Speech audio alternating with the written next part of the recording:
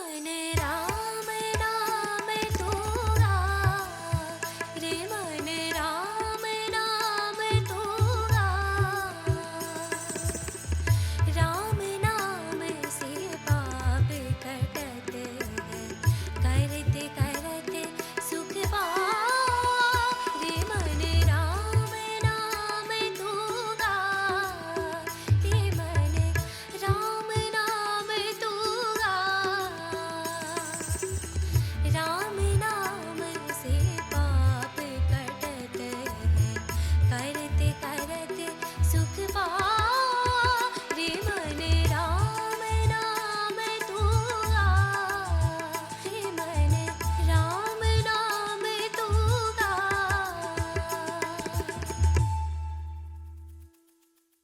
माँ भारती का हिसाली वाली मैया का मैं चरण वंदन करती हूँ।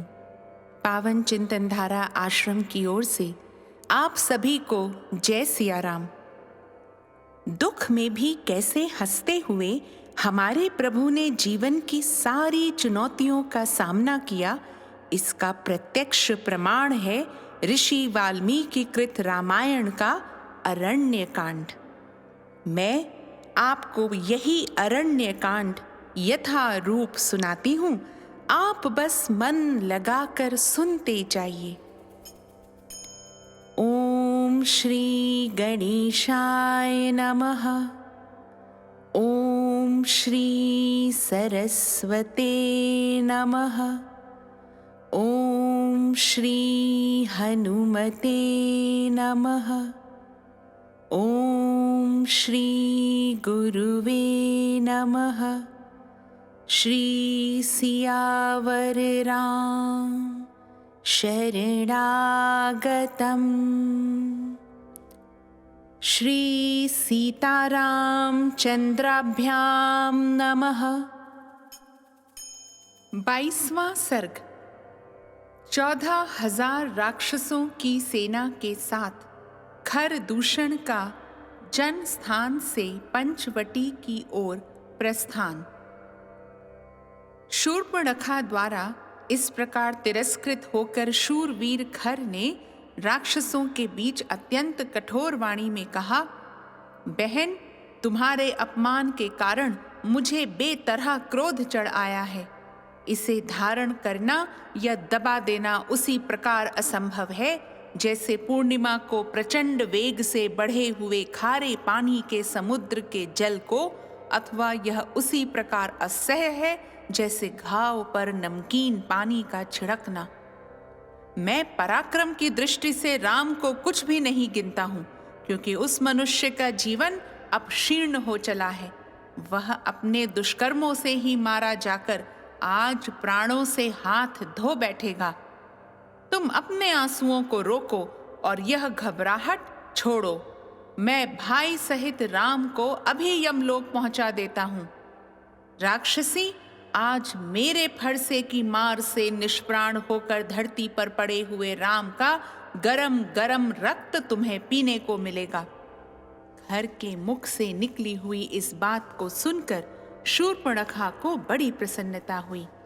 उसने मूर्खतावश राक्षसों में श्रेष्ठ भाई खर की पुनः भूरी भूरी प्रशंसा की।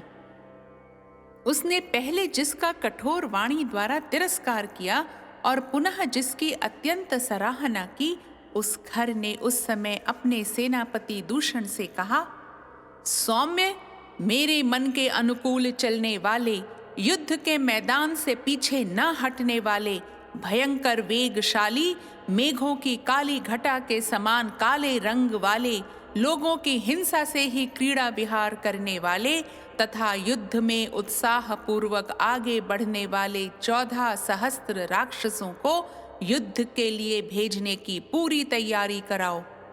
सौम्य सेनापति, तुम शीघ्र ही मेरा रथ भी यहाँ मंगवा लो। उस पर बहुत से धनुष, बाण, विचित्र विचित्र खड्ग और नाना प्रकार की तीखी शक्तियों को भी रख दो। रणकुशल वीर, मैं इस उद्दंड राम का वध करने के लिए महामनस्वी पुलत्स्य वंशी राक्षसों के आगे आगे जाना चाहता हूं। उसके इस प्रकार आज्ञा देते ही एक सूर्य के समान प्रकाशमान और चितकबरे रंग के अच्छे घोड़ों से जुता हुआ विशाल रथ वहां आ गया। दूषण ने खर को इसकी सूचना दी। वह रथ मेरु पर्वत के शिखर की भांति ऊंचा था। उसे तपाए हुए सोने के बने हुए साज बाज से सजाया गया था।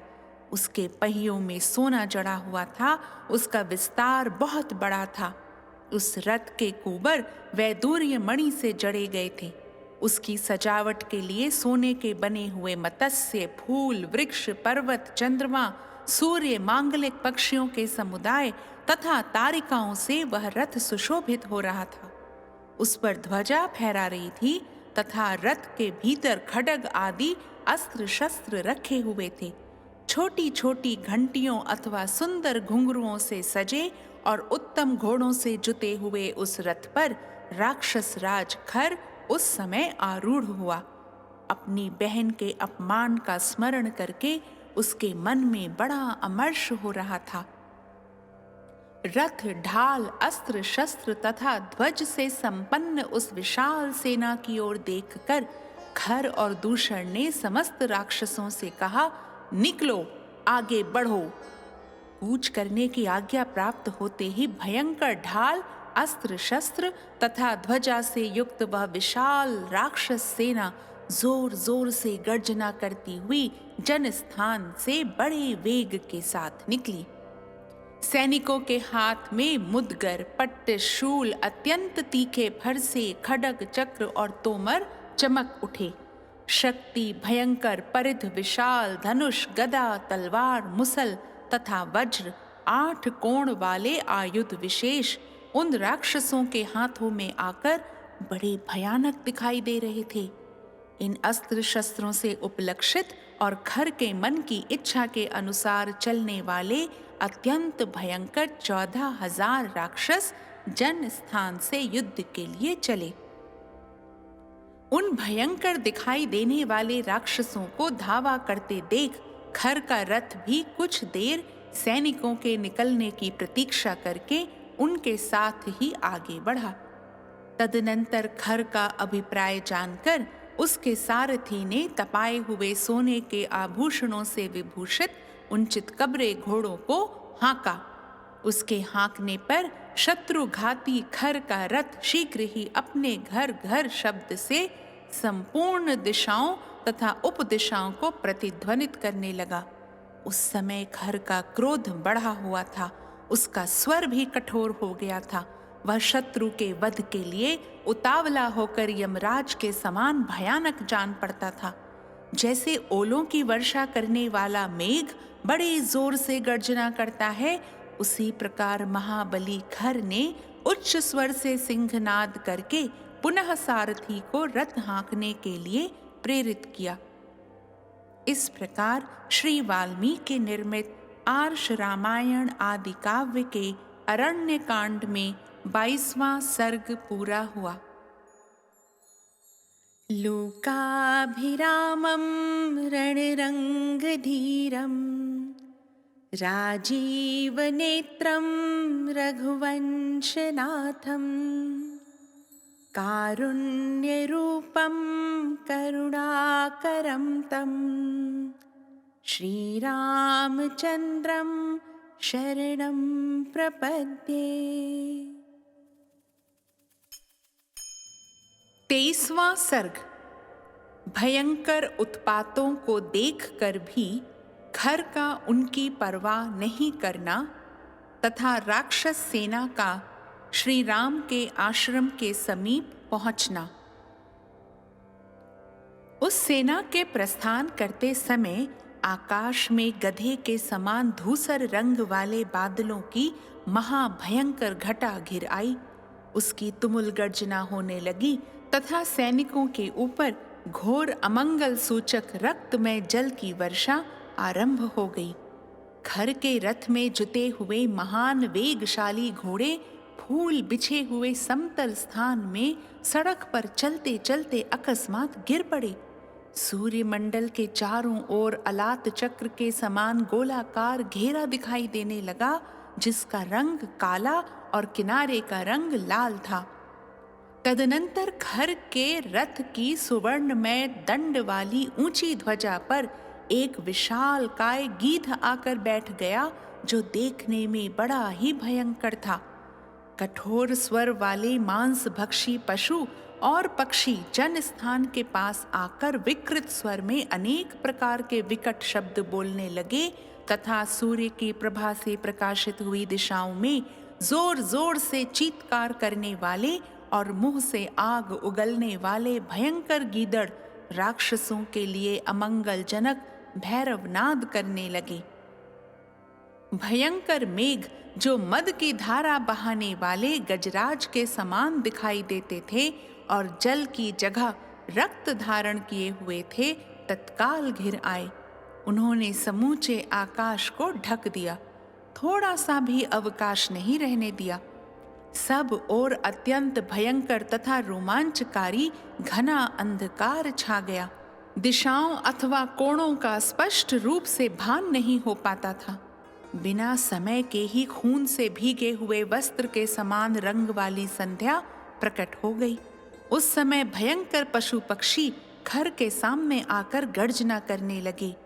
भय की सूचना देने वाले कंक, सफेद चील, गीदड़ और गीध घर के सामने चीत्कार करने लगे। युद्ध में सदा अमंगल सूचित करने वाली और भय दिखाने वाली गीदड़ियां घर की सेना के सामने आकर आग उगलने वाले मुखों से घोर शब्द करने लगी। सूर्य के निकट परिघ के समान कबंध सिर कटा हुआ धड़ दिखाई देने लगा। महान ग्रह राहु अमावस्या के बिना ही सूर्य को ग्रसने लगा। हवा तीव्र गति से चलने लगी एवं सूर्य देव की प्रभा फीकी पड़ गई। बिना रात के ही जुगनू के समान चमकने वाले तारे आकाश में उदित हो गए। सरोवरों में मछली और जल पक्षी विलीन हो गए, उनके कमल सूख गए। उस क्षण में वृक्षों के फूल और फल झड़ गए। बिना हवा के ही बादलों के समान धूसर रंग की धूल ऊपर उठकर आकाश में छा गई। वहां वन की सारिकाएं चे चे करने लगीं। भारी आवाज के साथ भयानक उल्काएं आकाश से पृथ्वी पर गिरने लगी। पर्वत, वन और काननों सहित धरती डोलने लगी। बुद्धिमान खर रथ पर बैठकर गर्जना कर रहा था। उस समय उसकी बाईं भुजा सहसा कांप उठी, स्वर अवरुद्ध हो गया और सब ओर देखते समय उसकी आंखों में आंसू आने लगे। उसके सिर में दर्द होने लगा, फिर भी मोहवश वह युद्ध से निवृत्त नहीं हुआ। उस समय प्रकट हुए उन बड़े बड़े रोमांचकारी उत्पातों को देखकर घर जोर जोर से हंसने लगा और समस्त राक्षसों से बोला, ये जो भयानक दिखाई देने वाले बड़े बड़े उत्पात प्रकट हो रहे हैं, इन सब की मैं अपने बल के भरोसे कोई परवाह नहीं करता। ठीक उसी तरह जैसे बलवान वीर दुर्बल शत्रुओं को कुछ नहीं समझता है। मैं अपने तीखे बाणों द्वारा आकाश से तारों को भी गिरा सकता हूँ। यदि कुपित हो जाऊं तो मृत्यु को भी मौत के मुख में डाल सकता हूँ। आज बल का घमंड रखने वाले राम और उसके भाई लक्ष्मण को तीखे बाणों से मारे बिना मैं पीछे नहीं लौट सकता। जिसे दंड देने के लिए राम और लक्ष्मण की बुद्धि में विपरीत विचार, क्रूरतापूर्ण कर्म करने के भाव का उदय हुआ है, वह मेरी बहन शूर्पणखा उन दोनों का खून पीकर सफल मनोरथ हो जाए। आज तक जितने युद्ध हुए हैं उनमें से किसी में भी पहले मेरी कभी पराजय नहीं हुई है। यह तुम लोगों ने प्रत्यक्ष देखा है, मैं झूठ नहीं कहता हूँ। मैं मत वाले ऐरावत पर चलने वाले वज्रधारी देवराज इंद्र को भी रणभूमि में कुपित होकर काल के गाल में डाल सकता हूँ। फिर उन दो मनुष्यों की तो बात ही क्या है। खर की यह गर्जना सुनकर राक्षसों की वह विशाल सेना जो मौत के पाश से बंधी हुई थी, अनुपम हर्ष से भर गई। उस समय युद्ध देखने की इच्छा वाले बहुत से पुण्य कर्मा महात्मा, ऋषि, देवता, गंधर्व, सिद्ध और चारण वहां एकत्र हो गए। एकत्र हो वे सभी मिलकर एक दूसरे से कहने लगे, गौओं और ब्राह्मणों का कल्याण हो, तथा जो अन्य लोकप्रिय महात्मा हैं वे भी कल्याण के भागी हों। जैसे चक्रधारी भगवान विष्णु समस्त असुर शिरोमणियों को परास्त कर देते हैं, उसी प्रकार रघुकुल भूषण श्री राम युद्ध में इन पुलत से वंशी निशाचरों को पराजित करें। ये तथा और भी बहुत सी मंगल कामना सूचक बातें करते हुए वे महर्षि और देवता कौतूहलवश विमान पर बैठकर जिनकी आयु समाप्त हो चली थी, उन राक्षसों की उस विशाल वाहिनी को देखने लगी। खर रथ के द्वारा बड़े वेग से चलकर सारी सेना से आगे निकल आया और शेन, गामी, पृथु, ग्रीव, यज्ञ, शत्रु, विहंगम, दुर्जय, करवीराक्ष, परुष, काल कारमुख, हेममाली, महामाली, सर्पास्य तथा रुधिराशन, ये 12 महापराक्रमी राक्षस खर को दोनों ओर से घेरकर उसके साथ साथ चलने लगे। महाकपाल, स्थूलाक्ष, प्रमाथ और त्रिशिरा, ये 4 राक्षस वीर सेना के आगे और सेनापति दूषण के पीछे पीछे चल रहे थे। राक्षस वीरों की वह भयंकर वेग वाली अत्यंत दारुण सेना जो युद्ध की अभिलाषा से आ रही थी, सहसा उन दोनों राजकुमार श्री राम और लक्ष्मण के पास जा पहुंची, मानव ग्रहों की पंक्ति चंद्रमा और सूर्य के समीप प्रकाशित हो रही हो। इस प्रकार श्री वाल्मीकि निर्मित आर्ष रामायण आदि काव्य के अरण्य कांड में 23वां सर्ग पूरा हुआ। लोकाभिरामं रणरंगधीरं राजीवनेत्रं रघुवंशनाथं कारुण्यरूपं करुणाकरं तं श्रीरामचन्द्रं शरणं प्रपद्ये।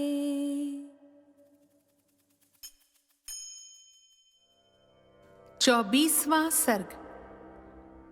श्री राम का तात्कालिक शकुनों द्वारा राक्षसों के विनाश और अपनी विजय की संभावना करके सीता सहित लक्ष्मण को पर्वत की गुफा में भेजना और युद्ध के लिए उद्यत होना। प्रचंड पराक्रमी खर जब श्री राम के आश्रम की ओर चला, तब भाई सहित श्री राम ने भी उन्हें उत्पात सूचक लक्षणों को देखा। प्रजा के अहित की सूचना देने वाले उन महाभयंकर उत्पातों को देखकर श्री रामचंद्र जी राक्षसों के उपद्रव का विचार करके अत्यंत अमर्ष में भर गए और लक्ष्मण से इस प्रकार बोले, महाबाहो, ये जो बड़े बड़े उत्पात प्रकट हो रहे हैं, इनकी ओर दृष्टिपात करो। समस्त भूतों के संहार की सूचना देने वाले ये महान उत्पात इस समय इन सारे राक्षसों का संहार करने के लिए उत्पन्न हुए हैं। आकाश में जो गधों के समान धूसर वर्ण वाले बादल इधर उधर विचर रहे हैं, ये प्रचंड गर्जना करते हुए खून की धाराएं बरसा रहे हैं। युद्ध कुशल लक्ष्मण, मेरे सारे बाण उत्पात वश उठने वाले धूम से संबद्ध हो युद्ध के लिए मानो आनंदित हो रहे हैं, तथा जिनके पृष्ठ भाग में सुवर्ण मढ़ा हुआ है, वे मेरे धनुष भी प्रत्यंचा से जुड़ जाने के लिए स्वयं ही चेष्टाशील जान पड़ते हैं। यहाँ जैसे जैसे वंचारी पक्षी बोल रहे हैं, उनसे हमारे लिए भविष्य में अभय की और राक्षसों के लिए प्राण संकट की प्राप्ति सूचित हो रही है। मेरी यह दाहिनी भुजा बारंबार फड़ककर इस बात की सूचना देती है कि कुछ ही देर में बहुत बड़ा युद्ध होगा, इसमें संशय नहीं है। शूरवीर लक्ष्मण, परंतु निकट भविष्य में ही हमारी विजय और शत्रु की पराजय होगी, क्योंकि तुम्हारा मुख कांतिमान एवं प्रसन्न दिखाई दे रहा है। लक्ष्मण, युद्ध के लिए उद्यत होने पर जिनका मुख प्रभाहीन उदास हो जाता है, उनकी आयु नष्ट हो जाती है। गरजते हुए राक्षसों का यह घोर नाद सुनाई देता है तथा क्रूर कर्मा राक्षसों द्वारा बजाई गई भेरियों की यह महाभयंकर ध्वनि कानों में पड़ रही है। अपना कल्याण चाहने वाले विद्वान पुरुष को उचित है कि आपत्ति की आशंका होने पर पहले से ही उससे बचने का उपाय कर ले। इसलिए तुम धनुष बाण धारण करके विदेह कुमारी सीता को साथ ले पर्वत की उस गुफा में चले जाओ जो वृक्षों से आच्छादित है। वत्स, तुम मेरे इस वचन के प्रतिकूल कुछ कहो या करो, यह मैं नहीं चाहता। अपने चरणों की शपथ दिलाकर कहता हूं, शीघ्र चले जाओ। इसमें संदेह नहीं कि तुम बलवान और शूरवीर हो तथा इन राक्षसों का वध कर सकते हो, तथापि मैं स्वयं ही इन निशाचरों का संहार करना चाहता हूँ। इसलिए तुम मेरी बात मानकर सीता को सुरक्षित रखने के लिए इसे गुफा में ले जाओ। श्री रामचंद्र जी के ऐसा कहने पर लक्ष्मण धनुष बाण ले सीता के साथ पर्वत की दुर्गम गुफा में चले गए। सीता सहित लक्ष्मण के गुफा के भीतर चले जाने पर श्री रामचंद्र जी ने, हर्ष की बात है, लक्ष्मण ने शीघ्र मेरी बात मान ली और सीता की रक्षा का समुचित प्रबंध हो गया। ऐसा कहकर कवच धारण किया। प्रज्वलित आग के समान प्रकाशित होने वाले उस कवच से विभूषित हो श्री राम अंधकार में प्रकट हुए महान अग्निदेव के समान शोभा पाने लगी। पराक्रमी श्री राम महान धनुष एवं बाण हाथ में लेकर युद्ध के लिए डटकर खड़े हो गए और प्रत्यंचा की टंकार से संपूर्ण दिशाओं को गुंजाने लगे। तदनंतर श्री राम और राक्षसों का युद्ध देखने की इच्छा से देवता, गंधर्व, सिद्ध और चारण आदि महात्मा वहां एकत्र हो गए। इनके सिवा जो तीनों लोकों में प्रसिद्ध ब्रह्मर्षि, शिरोमणि, पुण्यकर्मा महात्मा ऋषि हैं, वे सभी वहां जुट गए और एक साथ खड़े हो परस्पर मिलकर यूं कहने लगे, गौओं, ब्राह्मणों और समस्त लोगों का कल्याण हो। जैसे चक्रधारी भगवान विष्णु युद्ध में समस्त श्रेष्ठ असुरों को परास्त कर देते हैं, उसी प्रकार इस संग्राम में श्री रामचंद्र जी पुलत्स्य वंशी निशाचरों पर विजय प्राप्त करें। ऐसा कहकर वे पुनः एक दूसरे की ओर देखते हुए बोले, एक ओर भयंकर कर्म करने वाले 14,000 राक्षस हैं और दूसरी ओर अकेले धर्मात्मा श्री राम हैं। फिर यह युद्ध कैसे होगा? ऐसी बातें करते हुए राजर्षि, सिद्ध, विद्याधर आदि देव योनि गण सहित श्रेष्ठ ब्रह्मर्षि तथा विमान पर स्थित हुए देवता कौतूहलवश वहां खड़े हो गए। युद्ध के मुहाने पर वैष्णव तेज से आविष्ट हुए श्री राम को खड़ा देख उस समय सब प्राणी उनके प्रभाव को न जानने के कारण भय से व्यथित हो उठे। अनायास ही महान कर्म करने वाले तथा रोष में भरे हुए महात्मा श्री राम का वह रूप कुपित हुए रुद्रदेव के समान तुलना रहित प्रतीत होता था। जब देवता, गंधर्व और चारण पूर्वोक्त रूप से श्री राम की मंगल कामना कर रहे थे, उसी समय भयंकर ढाल, तलवार आदि आयुधों और ध्वजाओं से उपलक्षित होने वाली निशाचरों की वह सेना गंभीर गर्जना करती हुई चारों ओर से श्री राम जी के पास आ पहुंची। वे राक्षस सैनिक वीरोचित वार्तालाप करते, युद्ध का ढंग बताने के लिए एक दूसरे के सामने जाते, धनुषों को खींचकर उनकी टंकार फैलाते, बारंबार मदमत्त होकर उछलते, जोर जोर से गर्जना करते और नगाड़े पीटते थे। उनका वह अत्यंत तुमुल नाद उस वन में सब ओर गूंजने लगा। उस शब्द से डरे हुए वनचारी हिंसक जंतु उस वन में गए जहां किसी प्रकार का कोलाहल नहीं सुनाई पड़ता था। वे वन्य जंतु भय के मारे पीछे फिरकर देखते भी नहीं थे। वह सेना बड़े वेग से श्री राम की ओर चली। उसमें नाना प्रकार के आयुध धारण करने वाले सैनिक थे। वह समुद्र के समान गंभीर दिखाई देती थी। युद्ध कला के विद्वान श्री रामचंद्र जी ने भी चारों ओर दृष्टिपात करते हुए खर की सेना का निरीक्षण किया और वे युद्ध के लिए उसके सामने बढ़ गए। फिर उन्होंने तर्कस से अनेक बाण निकाले और अपने भयंकर धनुष को खींचकर संपूर्ण राक्षसों का वध करने के लिए तीव्र क्रोध प्रकट किया। कुपित होने पर वे प्रलय कालिक अग्नि के समान प्रज्वलित होने लगे। उस समय उनकी ओर देखना भी कठिन हो गया। तेज से आविष्ट हुए श्री राम को देखकर वन के देवता व्यथित हो उठे।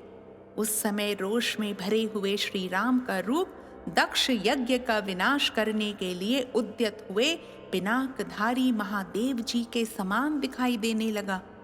धनुषों, आभूषणों, रथों और अग्नि के समान कांति वाले चमकीले कवचों से युक्त वह पिशाचों की सेना सूर्योदय काल में नीले मेघों की घटा के समान प्रतीत होती थी। इस प्रकार श्री वाल्मीकि निर्मित आर्ष रामायण आदि काव्य के अरण्य कांड में 24वां सर्ग पूरा हुआ। लोकाभिरामं रणरङ्गधीरं राजीवनेत्रं रघुवंशनाथं कारुण्यरूपं करुणाकरं तं श्रीरामचन्द्रं शरणं प्रपद्ये।